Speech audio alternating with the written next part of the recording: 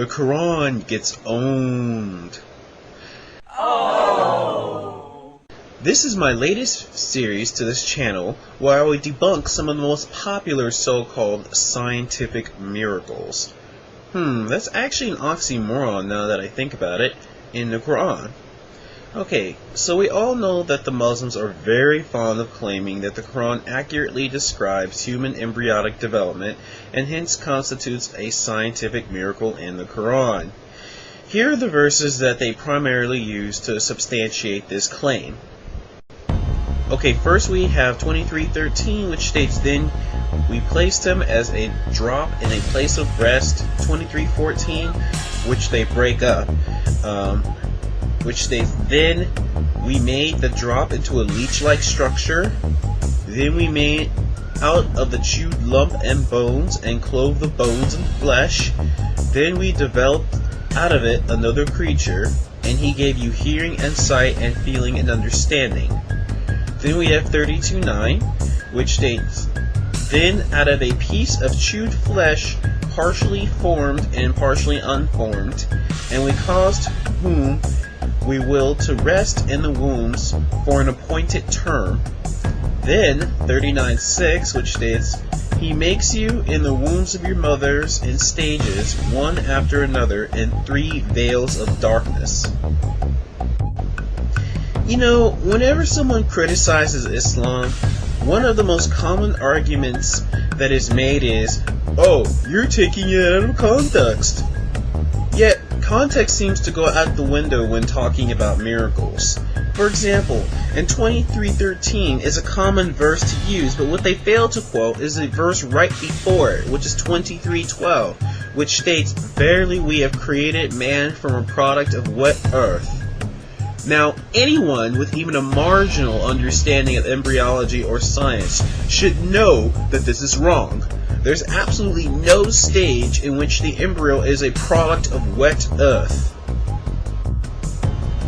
They also conveniently left out 86:5-7, which states, "Now, let man but think from where he is created. He is created from a drop emitted proceeding from between the backbone and the ribs."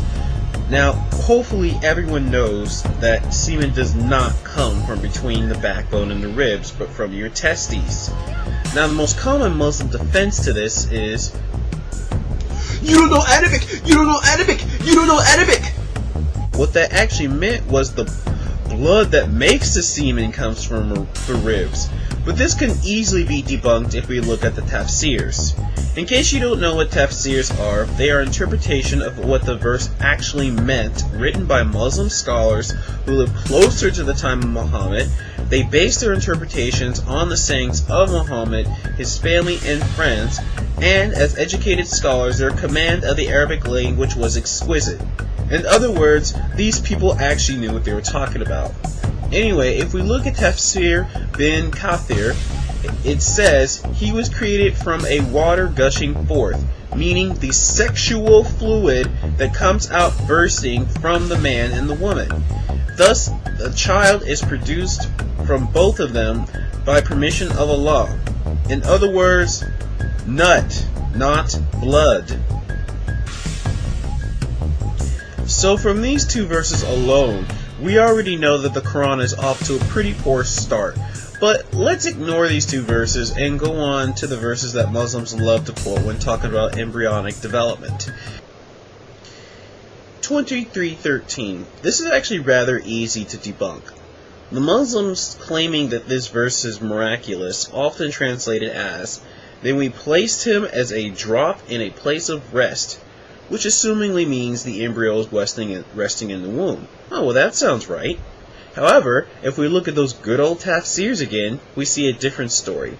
Let's go to Tafsir al-Jalalain, which tells us that the verse actually meant, "Then we made him, namely man, the progeny of Adam, a drop, a sperm drop, in a secure lodging, which is the womb." I'm not aware of any period in which the embryo is a drop of semen sitting in the uterus. But then again, I'm not well versed in Arabic or embryology, so maybe I'm wrong. Next verse. 23:14. The ones propagating this idea of the Quran containing modern embryology like to translate it as, "Then we made the drop into a leech-like structure. Then we made out of the chewed lump bones and clothed the bones with flesh. Then we developed it out another creature. And he gave you the hearing and the sight and the understanding." Okay, first of all, we don't even need to go into the tafsirs to know why this is wrong. We know that the bones are not there at all when the muscles and skin begin to form. If anything, it's more of a simultaneous occurrence rather than consecutive. There's never, ever, ever a stage where there's a skeleton and it gets clothed with flesh.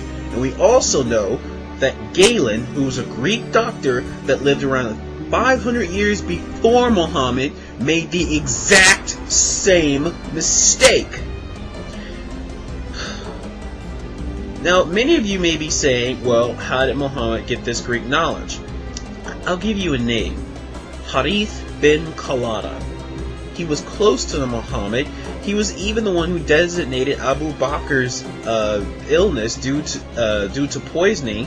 He received his medical training in the Sassanid Empire, and as we all know, the Sassanids were well versed in Greco-Roman medicine. Okay, next verse. 32:9. Then out of a piece of chewed flesh, partially formed and partially unformed, and we cause whom we will to rest in the wombs for an appointed term.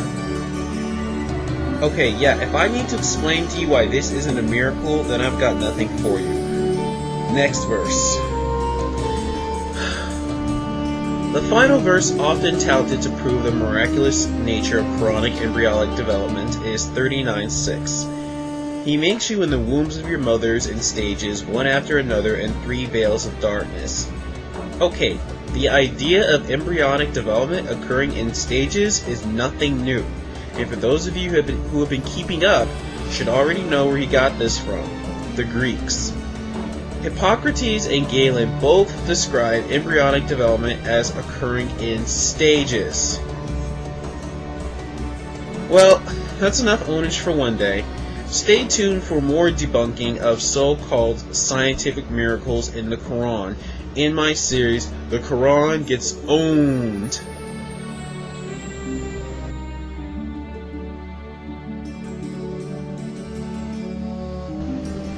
But wait, one more thing. What about Keith Moore?